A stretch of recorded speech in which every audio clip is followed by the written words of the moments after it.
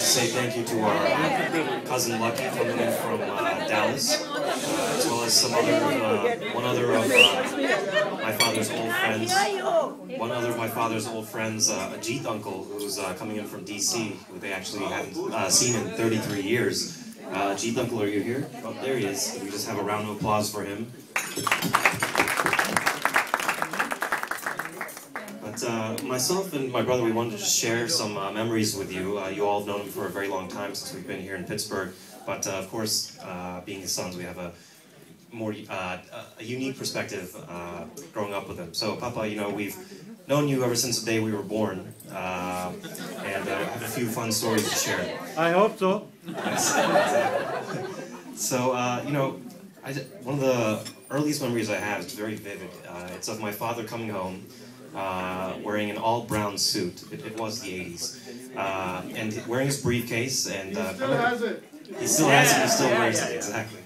I remember him coming home from office and carrying his briefcase, looking so exhausted.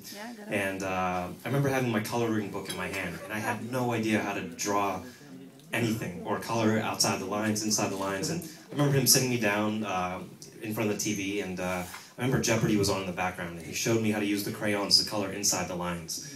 Now, not much really took off from that. I'm not really an artist, or probably still can't color inside the lines, but I just remember how exhausted he always was. He always had time to show us how to do things and do things the right way. And you know, as we grew up, it translated into helping us with our homework, helping us with school, and you know, anything else we ever wanted to talk about. And you know, he's always very peaceful, very patient, and always help us out before we go out to play with our friends. And you know, upon coming back, that's when he would really yell at us for beating each other up and drawing on the walls and all that good stuff. But here's my brother to take some more. So he described the young years. I'm here to describe the teenage years. They were a little different. We weren't asking for Legos and sleepovers anymore. We were asking for cars and college educations. So we kind of went into there, but he always kind of knew what he wanted to do with us. He didn't want us to get into all the crazy teenager stuff. He said, you know what, on summer vacation, we're going to travel the world. And our response to that was like, I just want to play with my friends. But you know, looking back on it many years later, it was definitely the right thing to do. It taught us a lot of. He knows not to ask. But no, looking back at it many years later, it was definitely the right thing to do. Now, our teenage years weren't all fun and games. There were a lot of very serious moments as well. And you know, our father always led us through with a very steady hand. Backhand. Yeah, backhand as well. So here's what I'm going to tell you about a little bit more. There was always plenty of Tupperware sandwiches for each of us, but we always were full with those. But you know, I never asked for a college education. But you know, it's funny. After we went off to college, you know, I went off to Philadelphia. My brother moved around the world, or moved around the country with his work.